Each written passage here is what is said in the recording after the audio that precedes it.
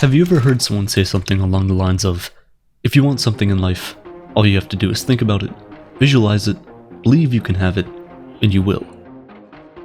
This is called manifestation, or the law of attraction. It's the idea that we can transform our abstract, intangible thoughts, wishes, and deepest desires into reality through the power of imagination. Is there any truth to this ideology, or is it just a misleading ruse that's dangerous for us to promote to the public, particularly young people? The Secret, which may ring a bell, was one of the first of a stream of self-help books espousing ideas of this nature. But 15 years ago, at the time of The Secret's release, the idea of manifestation was still widely regarded by the public as another quasi-spiritual celebrity fad, which should be taken with a grain of salt. Today, however, in the age of TikTok and in the midst of this digital boom we're experiencing, the public's general consensus on the matter isn't as clear. A recent 2022 survey of 2,300 Americans showed that 65% of them reportedly have attempted to manifest something in their lives. 4 out of the 10 participants learned about manifestation online, and nearly 1 in 3 of them said they have viewed manifestation TikToks. Today there are more than 234,000 members of Reddit's Law of Attraction forum, a number that grew 39% between January 2021 and January 2022.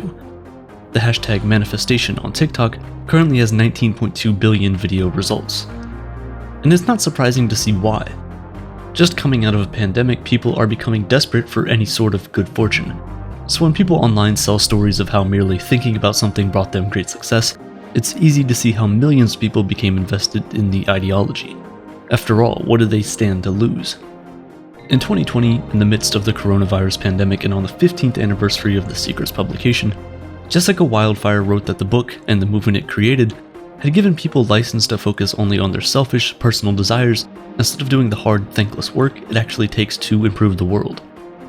And surprisingly enough, there's quite a bit of psychological research to support the idea that the act of manifestation, or positive visualizations, can actually lead to complacency rather than action. Gabrielle Oettingen, a psychology professor at New York University, conducted a series of experiments in which she gathered undergraduate students and randomly assigned them into 2 groups. She asked the first group to visualize the most positive version of their upcoming week, acing tests, going to incredible parties, and feeling on top of the world. Then she asked the second group to visualize a neutral, realistic version of their upcoming week, including good and bad moments. The results of her studies shockingly demonstrated that the students who visualized positive experiences only felt a lot less motivated and energized afterwards than the group who visualized neutral experiences. This showed that positive visualizations, although satisfying in the moment, can create a sense of relaxation complacency. This is because the act of visualizing positive results can trick the mind into believing that the hard work of achieving said results has already been done, thus short-circuiting motivation. Here's one thing we do have to keep in mind. Although the act of visualizing said positive outcomes didn't serve as motivation for the students to actually pursue those outcomes, it was still satisfying in the moment, which in and of itself is worth something we can't discard. But the criticism of manifestation doesn't end there. Mark Manson, the author of The Subtle Art of Not Giving a Fuck, is another avid critic of the idea. To paraphrase Manson, manifestation is just a candied-up version of the confirmation bias, a psychological phenomenon that describes a person's need to look for or interpret only information that's consistent with their personal beliefs. For example, let's say you're thinking about buying a red Jeep. All of a sudden, every other car you see on the road is a red Jeep.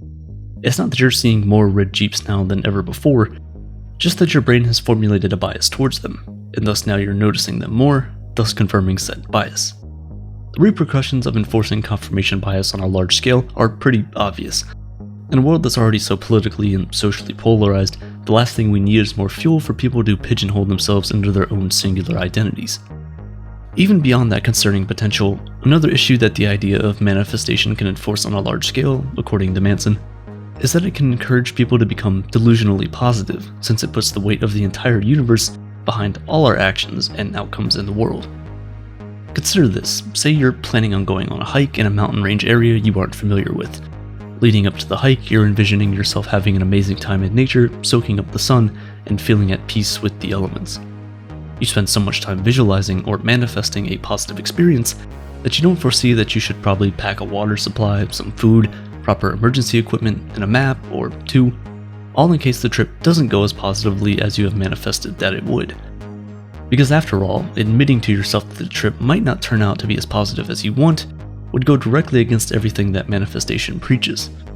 So you neglect the proper preparation, and lo and behold, you get lost on the mountain. As you stand there alone, staring at the soon-to-be setting sun, it dawns on you that by failing to see this coming, you didn't just let yourself down, but the entire universe let you down as well, because your positive manifestations weren't enough to prevent this from happening.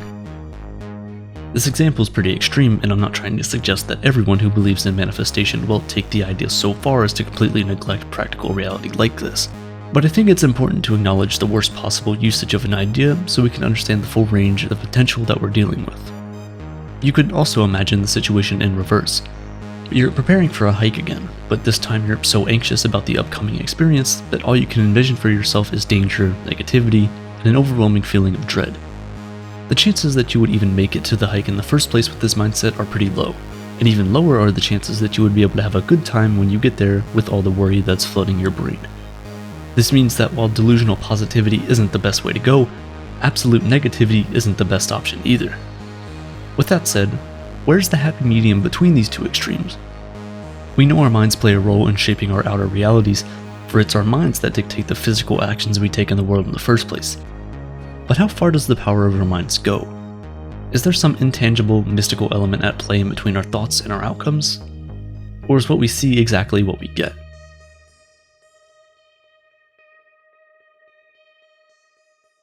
Most critics of manifestation would argue that anything quote-unquote mystical, which occurs in between our internal and external realities, could be logically explained with a more in-depth examination of the cause and effect nature that exists between our actions and outcomes. But it doesn't do much to explain the impact that our thoughts and mindsets have on our unconscious minds. Take the placebo effect, for example, a psychological phenomenon which posits that a person's physical health can improve after taking a placebo or dummy treatment, as long as the person believes that the treatment is real. This phenomenon has been studied in great depth and is probably the most widely known body of research on the role the mind plays in shaping our reality. It's these intriguing discoveries on the placebo effect which inspired Aaliyah Crum, a psychologist and principal investigator of the Stanford Mind and Body Lab, to dedicate her entire career studying the ways in which changes in our subjective mindsets can alter our objective realities. Crum says, "It's essential to recognize that mindsets are not peripheral, but central to health and behavior. If we truly want to tackle the diseases and crises of our time, we need to more effectively acknowledge and leverage the power of mindset." Although the ideas of mindset and manifestation aren't entirely the same, they share a significant overlap. Gaining an understanding of the roles that our mindset plays on our external realities adds a lot of context to our understanding of the ideas of manifestation and the law of attraction. Carol Dweck is a self-help author whose book, Mindset: The New Psychology of Success, explores this concept of mindset and the role it plays in shaping our lives in extraordinary depth. Carol identifies two broad and distinct mindset categories that people operate under the assumption of, whether they're conscious of it or not. She calls these categories the fixed mindset and the growth mindset. A person with a fixed mindset, to put it simply, believes that their qualities are unchangeable or fixed, and that there's not much of anything they can do to improve their inherent traits. They believe that they were born with a certain level of intelligence, a certain ability to be creative, a certain type of personality, and that there's little to no wiggle room within these static metrics. Operating under this mindset leaves you feeling the need to perpetually prove to yourself and others that you're intelligent, athletic, and gifted enough. In the fixed mind, there is this imaginary have or have not system that you constantly need to measure yourself against, making every task a question of do I or don't I, am I or am I not, can I or can't I. Contrary to this is what Carol defines as the growth mindset. The hand you're dealt is simply just the starting point of your abilities, and a point that you have the power to improve upon through your efforts and willpower. In the growth mindset, failure can be painful, but it doesn't define you or rewrite anything about your innate ability to be successful or worthy. She writes that failure to a growth-oriented person is a problem to be faced, dealt with, and learned from. These two opposing mindsets have a tremendous ripple effect on the desires, motivations, decisions, and ultimate actions of the person who holds them. Think about it. If you don't believe you have the ability to increase your intelligence enough to go and get your master's degree, then what are the odds you'll even consider trying in the first place? Within this framework that Carol Dweck has constructed, the concept of mindset becomes a bit more digestible and certainly more clinically provable than the illusory concepts of manifestation. And of course, at the end of the day, although they share a wide overlap, the ideas of mindset and manifestation aren't the same entirely. Hardcore manifestors are taking the idea of a mindset a step further than what science tells us. These manifestors assert that there's a mysterious X factor in between our minds and our bodies. Our thoughts and our actions are internal and are external. They're suggesting that there's a touch of the divine at play in between us asking and receiving something we want. Is there any scientific research to back this up, you might ask? Well, no. The idea currently falls within our realm of existence that we might never fully understand. But there are some scientific leads which add a lot of texture to the idea. Author and researcher Masaru Emoto conducted a series of studies on water at critical points of freezing. Amazingly, he found that words expressing emotion have an effect on the molecular structure of the water crystals. His studies showed that when water molecules were spoken to with positive and uplifting words, they would freeze in a more aesthetically pleasing pattern than when it was spoken to with harsh or condemning words. Emoto's claims certainly become more compelling when you pair them with the realization that our bodies are made up of anywhere between 50 to 80% water, and that the Earth's surface is composed of 71% water. Emoto's methods have received criticism from other researchers who have said that his experiments didn't vet rigorously enough against human error and that he withheld too much of his process from the scientific community. So to be honest, we can't base an entire ideology on just one study. Yet, it provides us with something to think about. If these findings were to be true, and our thoughts, words, and intentions do have a provable effect on the molecular structures of water, what would that mean for the idea of manifestation? We might never know. Us humans living today have access to more things than any other humans in the history of our species. We have the world's information and all the entertainment we could ask for at our fingertips. We purchase things from halfway across the world and want them on our doors in 2 days.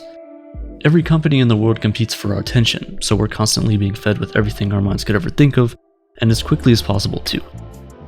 Considering this, it's no wonder that the ideas of manifestation and the law of attraction are culturally on the rise, as they fit in perfectly with this idea that we deserve whatever we want, whenever we want it. Yet despite all this, I don't think the concept of manifestation is an inherently harmful one. At best, when taken with a grain of salt and blended with a good work ethic, I think the belief that the mind plays a role in creating our reality has the potential to have an uplifting effect on a person.